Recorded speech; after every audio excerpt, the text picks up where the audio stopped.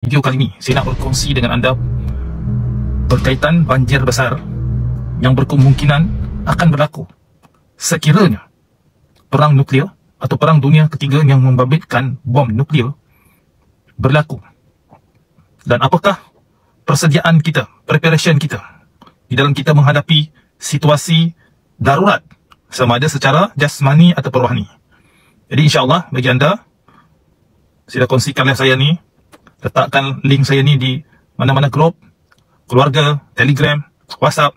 Kerana saya akan berkongsi kepada anda, mungkin benda ini anda boleh cari sendiri dekat mana-mana sumber. Tapi mungkin anda tak berkesempatan kerana sibuk. Jadi saya kumpul dan saya rumuskan di sini dan saya gabungkan dengan apa yang saya tahu dan saya faham dan yang saya boleh kongsikan dengan anda secara umum di sini, insyaAllah. Baik, tuan-tuan dan puan yang dikasihi Allah sekalian, bukan menjadi rahsia lagi kepada kita bahawa dunia kita sudah terlalu tua. Dan kita pun tahu negara kuasa-kuasa besar dunia, sama ada blok barat ataupun blok timur atau mana-mana blok pun, masing-masing mempunyai kekuatan bom nuklear. Jadi kita faham bom nuklear dengan bom atom berbeza, ya. Bom nuklear kekuatannya melebihi beratus kali ganda berbanding dengan bom atom yang digugurkan di Hiroshima dan Nagasaki. Bom nuklear yang ada pada Amerika, yang ada pada Rusia, kalau berlaku perang dunia ketiga membabitkan bom nuklear, cukuplah bom nuklear yang ada dekat Rusia, bom nuklear yang ada pada Amerika, bom nuklear yang ada pada China, termasuk Korea Utara, sudah cukup untuk menjadikan dunia kita sudah tidak seperti yang kita tengok dan kita lihat dan kita duduki pada waktu sekarang. Tuan-tuan dan puan yang dikasihi Allah sekalian, tapi itu bukanlah saya nak huraikan. Tuan-tuan boleh dah cari banyak maklumat berkaitan dengan apabila berlaku letupan nuklear. Saintis sudah menyatakan bumi kita ni akan mengalami suhu dingin kerana asap yang terhasil daripada letupan nuklear itu akan menutupi atmosfera, stratosfera ataupun lapisan udara bumi, lalu menghalang sinaran matahari sampai ke bumi. Kesannya akan berlaku penurunan suhu di seluruh dunia, termasuk di negara kita Malaysia yang tercinta ini. Maka bagaimana kita nak menghadapi situasi ini? InsyaAllah kita akan bincang secara ringkas rumusan dan terpandu di dalam live dan video ni. Baik, tuan-tuan dan puan dikasihi Allah sekalian, perkara yang pertama sekali, banyak ada orang kongsi dengan saya, Ustaz, kita dapat baca dalam berita antarabangsa secara geopolitik, Rusia pernah mengancam Amerika, kalau kami menembakkan bom nuklear yang bernama Satan, nama dia Satan, nama pun dah syaitan, tuan-tuan, ke pantai Amerika, pastilah bandar-bandar yang berdekatan dengan bandar yang berdekatan dengan pantai Amerika tersebut akan hancur musnah, disebut sebagai tsunami nuklear. Ini bukan mimpi, ini bukan ilham, ini bukan PMYT. Ini memang berita yang dilaporkan daripada dulu lagi. Kapal-kapal berkuasa nuklear, kapal-kapal yang mempunyai kepala peledak nuklear sudah pun acap kali berpusing, mengelilingi dunia, termasuk sudah sampai ke pantai Amerika beberapa kali. Dan Vladimir Putin sudah acap kali mengingatkan Amerika supaya tak campur tangan secara langsung di Ukraine, supaya dia tidak menembakkan nuklearnya ke pantai Amerika yang boleh menyebabkan berlakunya tsunami nuklear. Begitu juga Rusia pernah mengancam Britain, kalau ditembakkan satu saja peledak nuklear atau peluru berpandu yang mempunyai kepala peledak nuklear dalam kecepatan hypersonik, dalam hitungan saat atau minit saja, bom itu dapat menghancurkan keseluruhan kota di Britain, UK dan sebagainya. Jadi tuan-tuan dan puan dikasihi Allah sekalian, jadi di sini bagaimana keadaan kita? Keadaan kita juga terdedah, tuan-tuan, kerana secara geopolitiknya kita Malaysia, kita duduk di bawah payung Commonwealth, yang mana ketua kita ni adalah Britain atau Ratu England. Jadi kita terpaksa menghadapi kesan dan risiko. Kalau Barat ni berperang dengan Rusia, dengan China, dengan Iran, kita juga akan menghadapi ancaman bahaya yang serupa. Sebab walaupun kita negara yang bebas, tetapi kita duduk di bawah mereka, bekas jajahan, tanah jajahan. Tuan-tuan dan puan yang dikasihi Allah sekalian, jadi sudah beredar dekat internet, ada yang kongsi dengan saya, Ustaz, kalau berlakulah tsunami nuklear itu sampai ke tanah Melayu ni, disebabkan kita faham negara China memang berhasrat nak menjadikan Laut Cina Selatan itu semuanya di bawah atau di dalam peta negara China. Kita membantah. Kita tahu tentang konflik Laut Cina Selatan yang sekarang ni pun agak tenggelam sedikit kerana isu Palestin dan Gaza. Itu pun sudah mencapai satu titik tertinggi diplomasi antara negara yang terlibat ataupun yang menjadi pemerhati. Masing-masing negara di dunia ni mula dah bersuara. Ada yang tak puas hati, ada yang menyokong Israel, Yahudi, Zionis, ada yang menyokong Palestin. Sudah ada nada emosi di kalangan pemimpin dunia dan saling ancam-mengancam. Iran pun kata dia boleh menghilangkan Israel daripada dunia yang dia menjajah bumi Palestin dalam hitungan 400 saat saja menggunakan peluru berpandu hypersonik. Amerika diakui baru menerokai hypersonik ini dan dia telah membuat beberapa ujian dan dikatakan ada yang gagal pada permulaan sebelumnya dia berjaya. Tetapi terlebih dahulu ketika dia gagal, negara Iran, negara Rusia, China sudah pun berjaya memiliki peluru berpandu berkelajuan hypersonik. Tak dapat digambarkan kecepatan dia. Daripada Iran tembak ke Israel dalam hitungan 400 saat. Tidak ada satu pun sistem pertahanan udara termasuk Iron Dome ataupun Terminal High Altitude atau THAAD Amerika yang dapat menghalang kecepatan kelajuan peluru berpandu hypersonik Iran ataupun Rusia tersebut. Jadi kita nampak lihat ugutan ancaman dalam meletakkan suhu politik dunia berada dalam keadaan yang sangat menggetarkan kita dari saat ke saat, jam ke jam. Kerana serangan pengganas Zionis ke atas Palestin sudah menjadi satu isu yang mengheret kuasa-kuasa besar di dalamnya dan telah merangsang umat Islam, termasuk walaupun kita berbeza di segi alirannya iaitu Iran. Kerana Iran melihat bila Amerika semakin meluaskan pengaruhnya bersama dengan Zionis di Palestin, dia akan semakin mendekati, semakin menguasai tanah Arab dan juga akhirnya mengancam Iran itu sendiri. Kerana Iran dan Rusia mempunyai satu fikrah yang sama. Mereka kena ada satu parameter supaya mereka selamat daripada ancaman-ancaman daripada blok barat yang sudah semakin lama menjadi musuh Iran. Di semenanjung Malaysia lah ni. Cubanya ada yang mengatakan pada saya, Ustaz, kalau kita ikutkan, kita ni tanah Melayu ni negara maritim yang ada pantai depan belakang. Jadi kalau berlakulah banjir atau tsunami nuklear daripada letupan bom nuklear di dasar laut, mana kita nak pergi, Ustaz? Tuan-tuan dan puan-puan dikasihi Allah sekalian. Jadi pilihan yang terbaik, yang tepat, yang kita dapat lihat adalah banjaran Titi Wangsa. Bukan saja banjaran Titi Wangsa, ya, kita ada banjaran Crocker. Kita ada banyak banjaran-banjaran yang ada bersampingan dengan banjaran Titi Wangsa. Tetapi yang tertinggi, yang terbaik adalah banjaran Titi Wangsa. Saya telah melihat peta dan mengkaji kedudukan aras laut Gunung Korbu yang terbaik. Tetapi tuan-tuan kena tahu Gunung Korbu, Gunung Gayung dan ada beberapa gunung lagi yang bersebelahan dengan Gunung Korbu tersebut. Dia memiliki ketinggian lebih daripada 2000 meter daripada aras laut. Mampu tak kita nak pergi ke sana? Kalau kita nak pergi ke sana pun kita mengambil masa berjam-jam untuk bergerak ke sana. Jadi tuan-tuan dan puan-puan dikasihi Allah sekalian, jadi banjaran Titi Wangsa iaitu kemuncaknya adalah Gunung Korbu. Itu yang terbaik. Rendah sikit Gunung Gayung. Ada yang berkongsi dengan saya audio yang menyatakan kawasan yang selamat adalah di tengah-tengah banjaran Titi Wangsa. Jadi pada pandangan saya, kalau kita rasa tempat itu selamat, saya nak bertanya pada anda pertama sekali, kita pun tak tahu bila masa benda ini akan berlaku. Betul tak? Kalau benda ini berlaku, jika perkara ini berlaku, makanya kita sudah terlambat. Sebab apa? Sebab kita nak bergerak dan sebagainya. Dua. Yang ketiga, mungkin kita tak tahu pun apa yang sedang berlaku. Yang datang kepada kita kesan daripada yang berlaku itu. Jadi kita kena berhati-hati. Kita kena menghadapi perkara ini dengan penuh keimanan dalam dada kita. Cubanya saya nak beritahu pada anda semua, kalaulah anda mempunyai kemampuan dari segi tenaga, anda ada kemampuan dari segi tenaga, anda boleh survey dah jalan trail mana-mana, di mana-mana saja kawasan yang berbukit dan bergunung. Cubanya audio yang dikongsi kepada saya tu, kalau kata semua tempat hanya menjadi pulau-pulau kecil saja, melainkan yang di tengah banjaran Titi Wangsa saja, jadi saya pun kehilangan kata-kata lah, menunjukkan terlalu ekstrim. Tuan-tuan dan puan-puan dikasihi Allah sekalian, kalau kita ambil pendekatan lah dalam ilmu fiqh, kalau kita tak mampu amalkan semua, kita jangan tinggal semua. Jadi kita cuba cari, kita tengok persekitaran kita, tempat yang tinggi, tempat yang kita boleh harapkan untuk kita naik ke situ seandainya berlaku bencana alam atau bencana tsunami.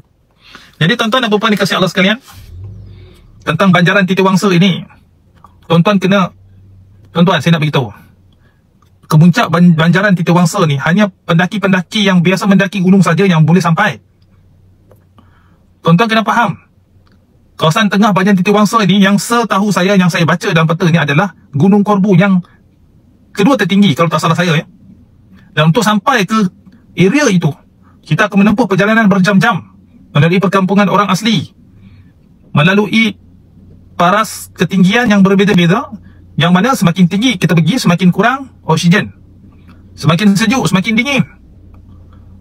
Ada pendaki ya yang telah sampai ke Gunung Korbu, pasang kemah, tidur dalam kemah tu, terlupa nak tutup mereka menerangi di dalam kemah mereka tidur itu dengan api ya yang dijana daripada gas. Lalu berlaku keracunan gas menyebabkan 2 pendaki itu meninggal di puncak Gunung Korbu. Jadi tuan-tuan dan puan-puan dikasihi Allah sekalian, Assalamualaikum Ustaz, Waalaikumsalam. Ada ke penampilan yang selamat ke dekat banjaran Titiwangsa tu? Saya dah buat penelitian, macam saya cakap sekali lagi ya, Muhammad Hakim, iaitu Gunung Korbu, Gunung Gayung atau 7 gunung lain yang ada berdampingan. Itu kawasan yang tertinggi. Nah, cumanya persoalannya, adakah kita mampu? Kita nak pergi ke Gunung Korbu itu. Tuan-tuan, kalau tuan-tuan rasa boleh nak pergi hiking ke sana, silakan. Yang saya tahu, orang nak pergi hiking ke Gunung Korbu ni adalah orang yang sudah mempunyai tingkat stamina yang tinggi dan sudah pun biasa hiking, biasa membuat larian jarak jauh, merentas desa dan sebagainya. Jadi kalau kita tak mampu, macam mana Ustaz? Nak buat macam mana lagi? Kena usaha lah. Kalau kita rasakan lokasi tersebut selamat, kita kena usaha lah untuk tingkatkan stamina kita, jaga pemakanan kita, fokus terhadap tujuan kita untuk melatih sementara masa masih ada. Okay? Sebab itu tuan-tuan dan puan-puan dikasihi Allah sekalian, so di dalam perkara ini tuan-tuan dan puan-puan kena meletakkan diri tuan-tuan dalam keadaan tuan-tuan hiking. Jadi macam mana hiking tu? Kalau orang tak bisa hiking, macam mana? Ada baby, ada anak-anak kecil-kecil, kena biasakan lah. Kena biasakan, itu saja. Kita ambil semangat daripada sini ya. Tengok anak-anak orang asli, kadang dia tak pakai pun pakaian yang sempurna macam kita ni. Yalah, kalau anak-anak orang asli yang moden ni, yalah dia macam kita lah. Tapi anak-anak ataupun masyarakat orang asli, kita tengok macam mana mereka survive. Nak belajar survive ni, kita kena belajar survive daripada orang asli sebenarnya, yang duduk dalam hutan. Boleh saja duduk dalam hutan kalau kita boleh survive. Jadi ini kita perlu ilmu survival. Jadi perkara preparation yang pertama yang kita perlu ada pada diri kita adalah kita kena ada melengkapkan diri kita dengan ilmu survival. Untuk ikhtiar hidup, belajar, mengambil tahu, cari maklumat-maklumat tentang asas-asas ikhtiar hidup. Dia nak pasang kemah pun tak tahu, nak nyalakan api pun tak tahu. Jadi bagaimana? Jadi perkara ni sangat basic. Cara ikatan tali, cara kita nak membaca bintang di langit, termasuk lagi petua-petua semasa kita dalam hutan. Jadi kita kena korek dan kita kena ambil tahu. Carilah sama ada di sumber elektronik ataupun sumber bertulis. Tengah cari mana tempat untuk mula berlatih, cari tempat yang dekat dengan tempat Puan Masyitah dulu. Tengok sekeliling. Macam saya ni dekat dengan Cemor, ya, bersebelahan saja dengan banjaran Titiwangsa. Jadi saya cuba tengok, saya trial, saya tengok perjalanan, belajar. Jangan kita gegabah atau takut dengan hutan. Kita fikir orang asli pun dia boleh selamat, boleh hidup. Suku-suku di Sabah, Sarawak, mereka boleh hidup di dalam jauh dalam pedalaman sampai ke sempadan Kalimantan sana. Kenapa kita tak boleh? Kenapa kita tak boleh? Sebab kita sudah dibiasakan dalam zon selesa, zon selamat, zon bersenang lenang. Bagus ide Ustaz ni. Tapi kalau nak buat seorang diri tak boleh, kena ada komuniti perkumpulan yang saya. Betul. Waalaikumsalam. Waalaikumsalam Nur Raya. Ni saya nak pergi poin ni, Muhammad Hakim. Ya? Jadi perlu melengkapkan diri dengan ilmu survival. Kita tahu ilmu ikhtiar hidup, cara kita nak hidupkan api, cara kita nak masak ala-ala tentera. Yang kedua, kita kena tahu tentang pemakanan yang ringkas, pemakanan sunnah yang ringkas, pemakanan tentera, dan juga buah-buah ataupun sumber makanan dalam hutan yang siap sedia dalam hutan, seperti buah bertam, buah rotan, buah nipah. Kan? Kena biasakan dengan buah-buah hutan. Ini kita tengok buah hutan pun kita tak kenal atau takut nak makan. Jadi macam ni kita nak bertahan? Buah terap, buah temponek, buah tampoi. Kemudian kita kena hiking dalam hutan, kita tengok ni daun-daun ni. Macam saya depan sini ni, dia daun-daun dia. Macam mana kita tengok daun tu ada yang beracun, ada yang tak beracun. Jadi caranya kita kena ramahkan dulu. Ramas, kemudian kita rasa dekat lengan kita. Tapi kalau daun tu beracun, kita sentuh, kita ramas pun kita dah gatal dah. Kan, kalau kita sapu kat kulit, kadang-kadang kalau daun tu betul-betul beracun, memang gatal, mengenyam, tak boleh makan. Tapi kalau daun tu tak gatal, bau dia pun tak tengik, insya-Allah boleh makan. Menjadi macam sayur orang bagi kita, tenaga segera. Buah-buah dalam hutan pun, kalau kita tak pasti itu buah apa, kan, tuan-tuan boleh mencari dah buah rotan, buah temponek, buah terap, buah tampoi, buah bertam, kan? Ataupun buah senduduk, buah senduduk. Kan? Macam buah sih kan, macam buah sih. Bila dia masak tu buah senduduk tu macam buah sih. Dan kita geli pula. Ataupun kita menggunakan daya pemerhatian kita, dengan mata kita tengok mana burung-burung dia makan dalam buah dalam hutan tu, itu buah tu selamat, kita boleh makan. Lepas tu kita tengok pula pokok yang ada akar, kita cantas akar tu, ada air tak? Kalau air tu ada, kita boleh minum. Kalau buah dekat tengah hutan, kena hati-hati ya, sebab ada satu kisah tentang komunis dalam hutan. Mereka lapar sangat, mereka tengok ada buah dalam hutan tu, yang mana buah tu cantik molek aja. Itu pun bahaya. Ya, kalau buah tu dia cantik molek, merah, nampak masak je dekat pokok tu kan, tapi tak ada satu pun kesan dimakan ulat, dipatuk oleh burung, dimakan oleh burung, maka kita jangan makan. Waalaikumsalam Ustaz, saya pernah merentasi hutan tebal dari Kenyir sampai ke Lojing, Cameron melalui lorong dan laluan gajah, ada juga tersempat dengan perkebunan orang asli. Ya, Mahdi Alias.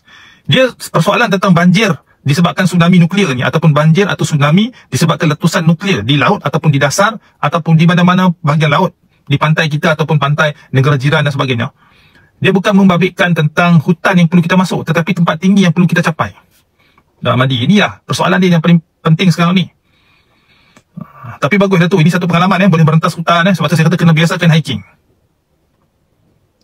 Jadi dah kena cari kena membiasakan diri memakan makanan yang ringkas, dan juga makanan-makanan tentera seperti biskut-biskut tentera yang ada tenaga, memang boleh beli walaupun agak mahal, tapi beli sikit-sikit. Dah boleh kumpul dah, simpan, dia boleh bertahan sampai 20 tahun, 30 tahun. Okey. Persediaan yang seterusnya iaitu membiasakan lapar dan menjauhi kenyang hingga sendawa atau bersandar tidur, lemah akal dan jasmani. Dah kena start dah hari ni. Kan, kalau pendek kata kita berpuasa. Kalau kita tak puasa pun kita makan, jangan biasakan terlalu kenyang, terlalu mewah, kerana perut ni kalau kita latih terlalu kenyang, dia punya saiz perut dia akan semakin membesar. Jadi kita kena saiz, kecilkan portion makan untuk kita membiasakan. Bila kita berada dalam situasi darurat, tiada makanan, kita nak survive, kita nak pergi ke tempat yang selamat, makanya kita sudah membiasakan diri untuk lapar dan terus bergerak. Sementara kita dapat makanan lagi di lokasi yang seterusnya. Persiapan Zain dapatin hadir bersama kemudian syukran bro, terima kasih Marah Asman. Saya bukan nak menakutkan anda ke apa, kita kena biasakan diri. Tentera pun, mereka pun ada latihan ikhtiar hidup survival. Kalau kita tak biasakan macam ini, makanya kita akan tewas dulu sebelum kita ditewaskan. Betul tak? Kan? Kita tak boleh jadi bangsa yang lemah, kerana kita adalah salah satu daripada bangsa yang ditakdirkan untuk bersama dengan Imam Mahdi, insya-Allah nanti satu masa nanti satu masa, bukan saya kata sekarang ni nak sangka dia Imam Mahdi, dia lah apa, dia bukan. Saya bukan ajaran karut-marut macam itu. Saya berpegang kepada hadis akhir zaman dan daripada keterangan para ulama bahawasanya terdapat daripada kita bangsa timur ni yang akan bersama dengan Imam Mahdi menerusi panji hitam nanti.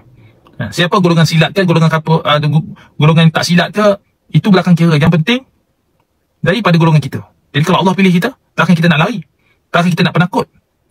Ingat ancaman dalam Quran, orang yang melarikan diri dari medan perang itu, apa dia punya kesudahan dia. Itu boleh cari boleh tanya ustaz-ustaz yang berdekatan lah. Kita nak fokus pada preparation ni. Okey, yang seterusnya, tadi kita dah sebut tentang melengkapkan diri dengan ilmu survival, ikhtiar hidup, membiasakan diri dengan pemakanan yang ringkas, makan buah-buah hutan macam saya sebut tadi, membiasakan diri untuk kita lapar, menjauhi rasa kenyang sehingga kita bersandar, tertidur, nanti akal kita jadi lemah. Kan, ulama-ulama dulu dia menyedikitkan makan, sedikit makan, sedikit tidur. Jadi ulama-ulama salaf, sedikit makan, sedikit tidur, banyak amal, sedikit ketawa, banyak menangis. Amalkan 5 perkara ni. Ustaz boleh share jalan ke Bajan Tidu Wangsa? Nak kata Banjaran ni jajaran gunung, kan? Itu kita boleh carilah sendiri. Saya dah sebutkan tadi kan. Boleh ulang balik video saya nanti. Perlu ada grup ustaz kalau nak gerak ke sana. Ya, betul. Jadi kita kena ada benda-benda yang saya sebut tadi, ulama salaf, sedikit makan, sedikit ketawa, sedikit hiburan, sedikit tidur, banyak amal, banyak merenung, banyak zikrul maut, banyak zikrullah, banyak tilawatul Quran, dan bersama-sama di dalam nasihat menasihati, ya. Maksudnya halaqah, tausiah, ceramah agama, pengajian agama, pengajian ilmu, yang ni kena biasa mulai sekarang. Sebab nanti kalau kita dalam darurat nanti, dah tak ada dah hiburan. Dah tak ada dah nyanyian bola sepak semua. Gegar otak pun dah tak ada. Okey. Jadi kalau kita dalam termasuk ke sebuah dalam apa? Untuk kita survive ni, dalam keadaan darurat, dalam keadaan kita nak pergi ke tempat selamat ini, maka kita kena pandai membaca peta, membaca kompas, melihat. Kalau kita mencari tempat air, tempat sumber air seperti sungai, kita kena berhati-hati dengan kepala air. Air kepala air itu kalau nak turun macam mana, kita akan nampak air itu akan keruh. Dia bukan sebab hujan atau hujan pada tempat kita berdiri, tetapi kita kena lihat pada situasi air itu. Kalau air itu mengalir berkeruh, termasuk membawa sampah yang banyak luar daripada biasa, kita memang dah kena angkat kaki jauh, sejauh yang boleh daripada tebing sungai. Nak elak daripada disapu oleh kepala air tersebut. Termasuk juga kita nak survive di dalam hutan. Kita nak berjalan, kita tak boleh buka torchlight 10 orang ada torchlight, 10 orang tu buka suluh merata, tak boleh.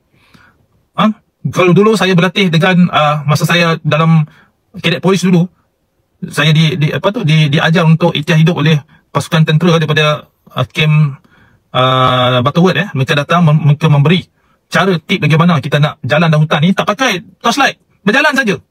Sebab apa tuan-tuan? Malam ni kita ada lampu alam, iaitu bulan, bintang dan sebagainya.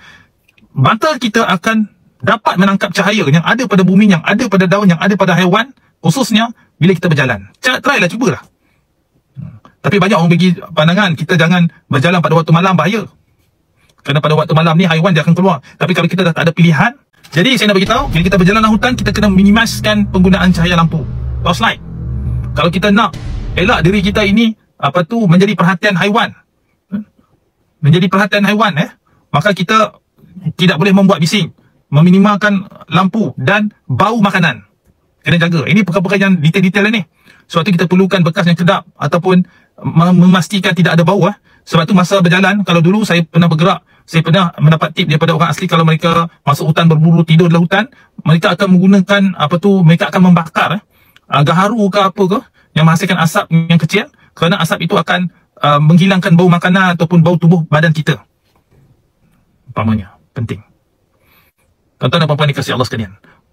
Seandainya, tuan-tuan, berlakulah kita ni macam dalam cerita apa ya? Allahu Akbar. Saya dah lupa lah cerita orang putih. Cerita orang putih tu, subhanallah, saya dah lupa. Orang putih ni dia buat filem, dia memang dah sedia, tuan-tuan dan puan-puan. Dia buat filem tu mengisahkan tentang bagaimana sekelompok manusia dilepaskan dalam satu hutan buatan, dan kemudian mereka akan saling berbunuh-berbunuhan untuk mencapai satu checkpoint yang mereka akan diangkat sebagai pemenang. Dan seterusnya, pihak yang menonton, orang kaya akan bertepuk bersorak tangan. Faham tak? Saya lupa tajuk filem tu. Okay? Termasuk filem Predator, Predator yang pertama. Walaupun anda boleh ketawakan saya kan, tapi kalau kita dah berlaku ni, apa ikhtiar yang kita boleh ada? Kan? Manakala lumpur yang ada di sungai itu dapat menghilangkan identiti kita, dapat mengaburkan Google malam tentera, yang dapat mengesan haba pada tubuh badan kita. Dikatakanlah, kalau tak jadi juga, sekurang-kurangnya kita berusaha kan. Okey. Yang seterusnya, tentang pipe yang seterusnya, saya ada buat kajian sedikit tentang sinaran nuklear, tentang sinaran nuklear. Bila berlaku letupan nuklear, maka kita tidak boleh bercempera lari keluar pada rumah. Kerana itu ada satu tindakan yang paling bangang, yang abadi. Okey. Jadi apabila berlaku letupan nuklear, ataupun ura-ura nak berlaku pergaduhan atau peperangan menggunakan nuklear, makanya perkara yang terbaik yang kita boleh buat adalah duduk di dalam bangunan atau rumah yang berdinding batu setebal yang boleh. Itu yang pertama. Yang kedua, kita kena mengelakkan rumah kita itu, kita kena elakkan diri kita tu berdiri di jendela, di tingkap. Kalau ada tingkap yang besar, kita kena pastikan tingkap kita itu dihitamkan atau diletakkan lensi yang tebal, supaya meminimalkan cahaya matahari yang masuk. Sebab bila cahaya matahari boleh masuk, maka sinaran radioaktif daripada letupan bom nuklear juga boleh masuk, dan boleh menyebabkan kita ni terkena radiasi dan menyebabkan sel-sel kita rosak, tuan-tuan dan puan-puan.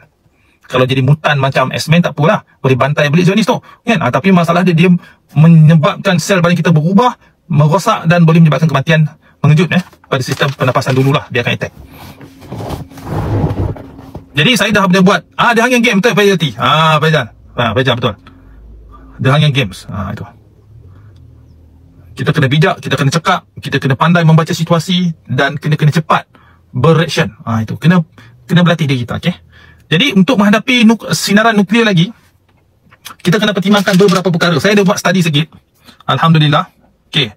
Sinaran radioaktif daripada letupan bom nuklear ni daripada UPM, kajian daripada UPM, Universiti Pertanian Malaysia, tentang sinaran radioaktif ini. Jadi bila kita bercakap tentang radioaktif, maka kita bercakap tentang jarak, masa dan penghadang sinaran. 3 benda. Jarak, masa, time dan penghadang. Okey. Jadi berkaitan dengan jarak, kebiasaannya letusan nuklear ni dia nak menyebabkan kemusnahan besar-besaran. Jadi sudah pasti letusan bom nuklear ni dia akan diledakkan di bandar-bandar atau di tempat kem tentera.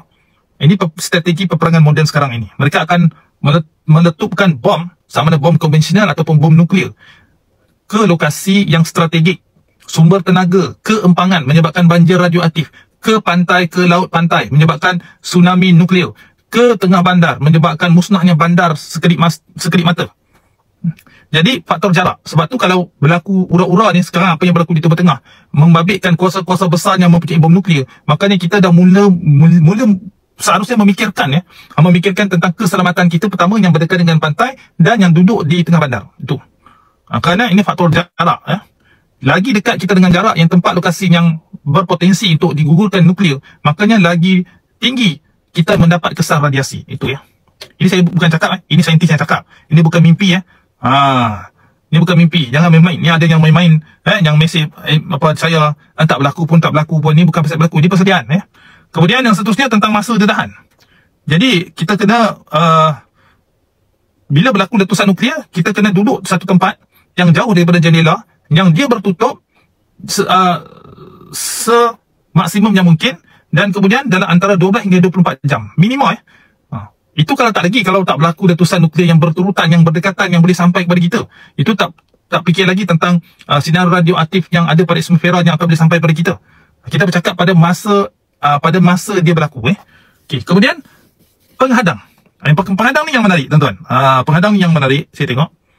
Jadi kita, kalau boleh tuan-tuan, kita kena ada 4 jenis penghadang. Nak buat macam mana pun terpulang. Iaitu pertama kertas. Kertas, buat kertas yang tebal. Okey, kerana kertas yang tebal ni dapat menghalang sinar alfa. Okey, satu. Yang kedua, aluminium. Okey, aluminium dapat menghalang sinaran beta. Kemudian plumbum ataupun timah. Kepingan timah dapat menghalang sinar gamma, sinar X. Okey, dan terakhir sekali air. Air dapat menghalang neutron. Ini bukan saya cakap tuan-tuan, ini saya rujuk daripada jurnal ilmiah yang ditulis oleh saintis Universiti Pertanian Malaysia yang mengkaji tentang sains, yang mengkaji tentang nuklear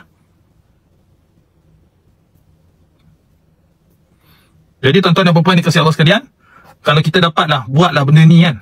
Kalau kita boleh buatlah satu perisai.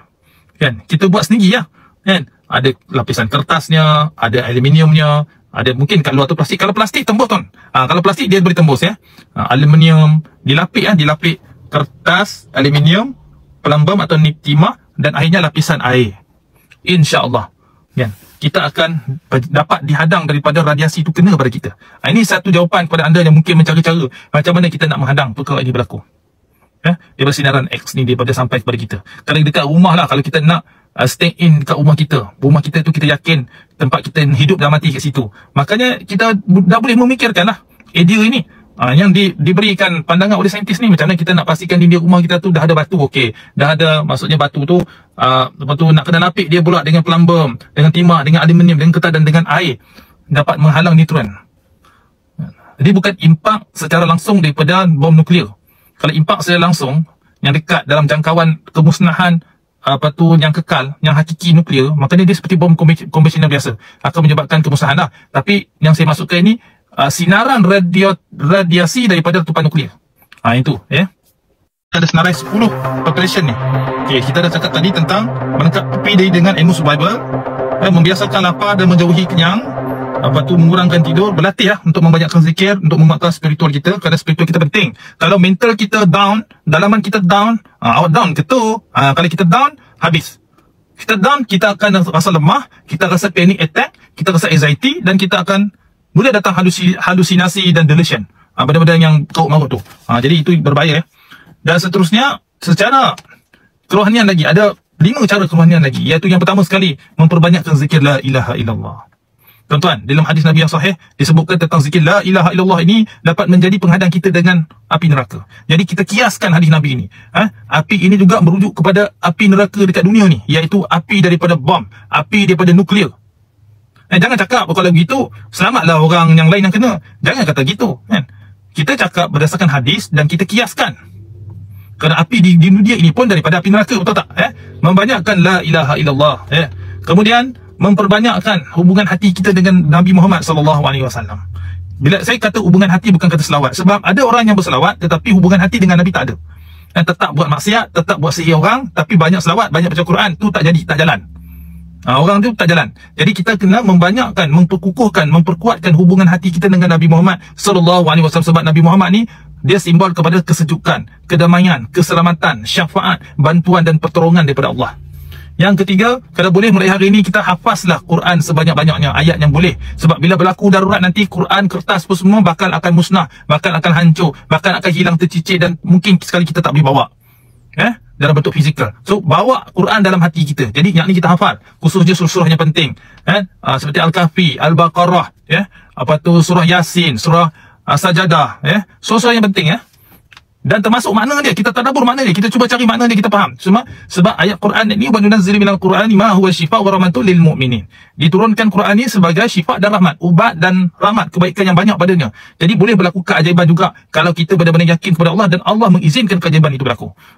Jangan fikir ya, kita faham tentang bom yang kuat, nuklear yang power, senjata yang moden, tetapi kita kena ada hakul yakin juga bahawasanya Allah Subhanahu Wa Taala boleh selamatkan kita. Allah Subhanahu Wa Taala boleh bantu kita. Nasrun minallah wa fathun qarib. Faham tak? Jadi kita kena faham, kita kena beriman dengan Allah, dengan ayat-ayat Allah. Supaya bila kita beriman, kalau benda itu Allah takdirkan kita mati, maka mati kita dalam keadaan kita beriman dan percaya, betul tak? Daripada kita tak percaya, kita tak beriman, kemudian kita mati. Buatlah segala prep, segala yang patut, kan? Buatlah bunker tapi tak yakin dengan Allah. Katakan bunker tu musnah, hancur, tenggelam dengan air, kita mati. Mati kita dalam keadaan kita tak percaya ataupun mati dalam keadaan musyrik. Na'udzubillah min zalik, kan? Jadi biarlah kita percaya dulu, yakin dulu, lantaklah Allah nak mabul tak mabul itu kerja Allah. Kerja kita yakin, percaya, mohon doa kepada Allah. Faham tak ya? Okey, kemudian memperbanyakkan zikir nafas, zikir qafi dan zikir sir. Yang ni tuan-tuan kena cari tariqah yang mutabar untuk ambil bai'ah atau ijazahnya. Kalau tuan-tuan ikuti saya punya program pengajian KMOL, memang saya ada ajar sedikit sebanyak tentang apa itu zikir hati, zikir nafas, dan zikir qafi. Sebab apa? Zikir ini semua dia akan menguatkan kita punya spiritual kita ke tahap yang optimum dan extraordinary. Okey. Dan membanyakkan berzikir kita dengan nama-nama Allah. Okey. Nama-nama Allah seperti Ya Latif, Ya Rahman, Ya Rahim adalah nama yang baik. Kalau Ya Latif, nama Allah yang maha lemah lembut terhadap hamba-hamba dia. Kekerasan orang, bom yang diletupkan, dijatuhkan, dia ada unsur kekerasan, penindasan, kezaliman, intimidasi, menghakis, bom fosforus tu, yang membakar, yang menjadikan jasad-jasad para syuhada di Gaza Palestin jadi macam dipanggang seperti sosis, kan? Na'udzubillah min zalik, kan? Jadi kita menyeru nama Allah, Ya Allah, Ya Latif, Ya Latif, Ya Latif, supaya serangan-serangan itu menjadi lembut sampai ke kita. Okey. Yang seterusnya, membanyakkan kita mengambil ijazah apa-apa hizib dan amalan yang bersanad, yang ada silsilah, ada tawasul. Ini penting tuan-tuan. Ini penting. Kalau tak ada yang ini, ya Allah, saya tak tahu nak cakap apa. Terpulanglah. Tak nak dengar cakap saya, tak nak dengar pandangan saya, kan? Orang dah cakap, kena dengar cakap orang alim, kena ikut cakap orang alim. Jadi orang alim ni bukan saja diikuti, bukan saja diminta doanya, tetapi cakap orang alim ini dipahami dan diambil iktibar dan diambil pelajaran. Faham tak? Sebab orang alim bukan cakap selesai saja, dia cakap tu mesti ada isi, mesti ada ilmu. Okey, yang seterusnya bersatu di dalam kumpulan yang sekepala, kan? Termasuk kita kena cari geng yang sekepala. So jadi carilah geng-geng yang sekepala yang mana kalau berlaku sesuatu kita boleh berkumpul dan bergerak bersama-sama. Ada ketuanya, ada AJK-nya, ada bahagian penyelaiannya dan sebagainya. Tuan-tuan buatlah, tontonlah filem-filem dekat mana-mana dekat dekat platform hiburan, cari filem kaitan dengan survival. Banyak benda yang kita boleh belajar daripada situ sebenarnya, insya-Allah. Kalau kita tak ada kumpulan, kita kena cari mulai sekarang. Sebab tu saya di Ipoh Perak ni, saya punya HQ saya. Jadi bagi anda yang nak bergabung dengan kumpulan kecil saya ni, walaupun anda duduk tempat yang jauh, tapi kena bersedialah untuk berhijrah dan berpindah. Kena bersedialah. Kalau anda kata saat itu tiba dan di mana kita nak kumpul, daripada mana kita nak bergerak. Jadi saya dah buka kumpulan kecil ni. Saya tak mau ramai, siapa cepat dia dapat, dan kita duduk sama ada murid saya ataupun bukan murid saya terpulang. Tapi yang penting tidak ada fahaman Wahabi, tidak ada fahaman Syiah, dan tidak ada fahaman mistik yang melampau, kan? Jadi 3 benda. Kalau mistik sikit tu tak apalah, ini sampai percaya pula jin nanti datang bantu dia lah, jin keturunan dia datang lah, itu saya tak terima lah, kan? Jadi saya dah buka pernyataan bagi anda yang nak duduk dalam kumpulan saya, HQ saya di Ipoh Perak, dan anda pun sudah dapat fikir kan sebab apa di Perak ini, sebab apa Banjaran Titiwangsa.